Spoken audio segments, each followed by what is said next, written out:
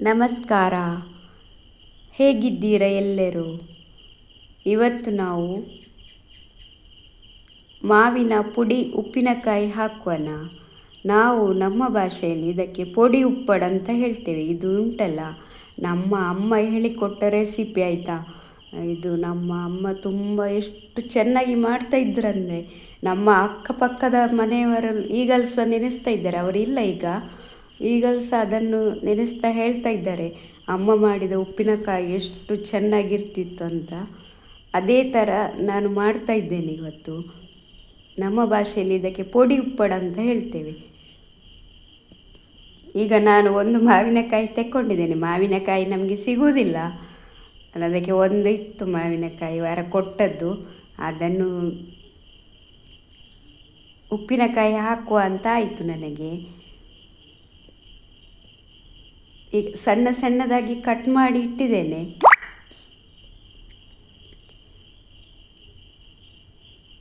ಈಗ ಇನ್ನೊಂದು ಟೈಪಲ್ಲಿ ಸಹ ಮಾಡ್ಬೋದು. ಉಪ್ಪು ನೀರಲ್ಲಿ ಎಲ್ಲ ಸ್ವಲ್ಪ ದಿವಸ ಇಟ್ಟು ಅದು ಸಹ ಇನ್ನೊಮ್ಮೆ ತೋರಿಸ್ತೇನೆ. ಇವತ್ತು ಸ್ಪೆಷಲ್ ಆಗಿ ಬೇರೆ ಟೈಪಲ್ಲಿ ಮಾಡೋದಾಯ್ತಾ. ಇದೇ ಥರ ನೀವು ಸಹ ಒಮ್ಮೆ ಟ್ರೈ ಮಾಡಿ ನೋಡಿ. ಇದಕ್ಕೆ ನಾನು ಉಪ್ಪು ಹಾಕಲಿಲ್ಲ ಆಯಿತಾ. ಆಮೇಲೆ ಅದಕ್ಕೆ ಮಸಾಲೆ 1-2 ಚಮಚ ಕೊತ್ತಂಬರಿ, 1 ಚಮಚ ಜೀರಿಗೆ ಮತ್ತು 2 ಚಮಚ ಸಾಸಿವೆ ಮತ್ತು 1/4 ಚಮಚ ಮೆಂತೆ ಎಲ್ಲವನ್ನು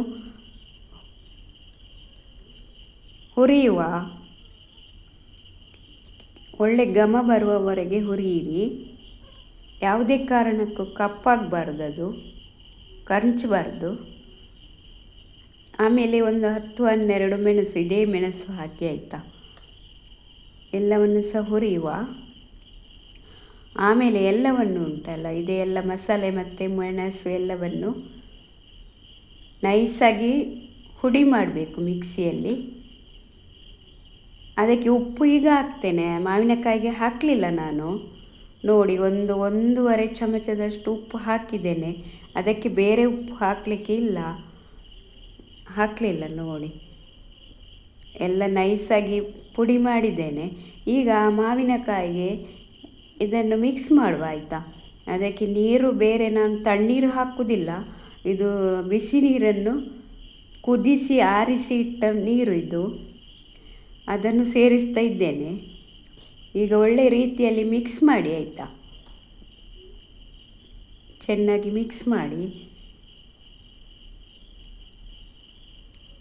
ಒಳ್ಳೆ ರೀತಿಯಲ್ಲಿ ಬೇಕಿದ್ದರೆ ಸ್ವಲ್ಪ ನೀರು ಹಾಕಿ, ಅದಕ್ಕೆ ಉಳಿದ ಹುಡಿಯನ್ನು ಹಾಕಿದ್ದೇನೆ. ಸ್ವಲ್ಪ ಅಂದರೆ ಸ್ವಲ್ಪ ನೀರು ಸಾಕು, ಅದಕ್ಕೆ ಜಾಸ್ತಿ ನೀರು ಹಾಕಲಿಕ್ಕಿಲ್ಲ. ಮುಂಚೆನೇ ಉಪ್ಪಲ್ಲಿ ಮಾವಿನಕಾಯಿ ಹಾಕಿಟ್ರೆ ನೀರು ಹಾಕಲಿಕ್ಕಿಲ್ಲ ಬೇರೆ. ಆಮೇಲೆ ಒಳ್ಳೆ ರೀತಿಯಲ್ಲಿ ಮಿಕ್ಸ್ ಮಾಡುವ ಆಯಿತಾ. ಇದು ಎಷ್ಟು ಸೂಪರಾಗಿ ಆಗ್ತದೆ ಅಂದರೆ ಬರೀ ಗಂಜಿಗೆ ಉಂಟಲ್ಲ, ಇದು ಒಂದು ತುಂಡು ಉಪ್ಪಿನಕಾಯಿ ಇದ್ದರೆ ಸಾಕು ನಿಮಗೆ. ಆಮೇಲೆ 1/2 ಚಮಚ ಅರಶಿನ ಹುಡಿ ಸೇರಿಸಿದ್ದೇನೆ. ಆಮೇಲೆ ಒಂದು ಒಗ್ಗರಣೆ ಕೊಡುವ. 5-6 ಎಸಳು ಬೆಳ್ಳುಳ್ಳಿಯನ್ನು ಜಜ್ಜಿ ಅದಕ್ಕೆ 1-2 ಚಮಚ ತೆಂಗಿನ ಎಣ್ಣೆ ಹಾಕಿದ್ದೇನೆ. ಮತ್ತು 1 ಚಮಚದಷ್ಟು ಸಾಸಿವೆ ಹಾಕಿ ಒಂದು ಒಗ್ಗರಣೆ ಕೊಡುವ.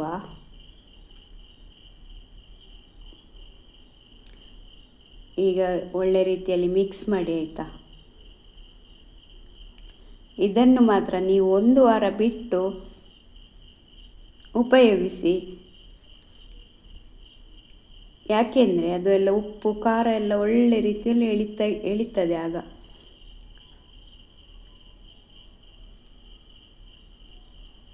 ನೋಡಿ, ಇದೇ ಥರ ಮಿಕ್ಸ್ ಮಾಡಿ ಒಂದು ಬಾಟ್ಲಿಯಲ್ಲಿ ಸೇರಿಸಿ ಇಡಿ ಆಯಿತಾ. 1 ವಾರದ ನಂತರ ತೆಗೆದು ನೋಡಿ ಯಾವ ಥರ ಆಗ್ತದೆ ಅಂದರೆ, ಇದನ್ನು ಇಷ್ಟಪಡದವರು ಯಾರೂ ಇಲ್ಲ.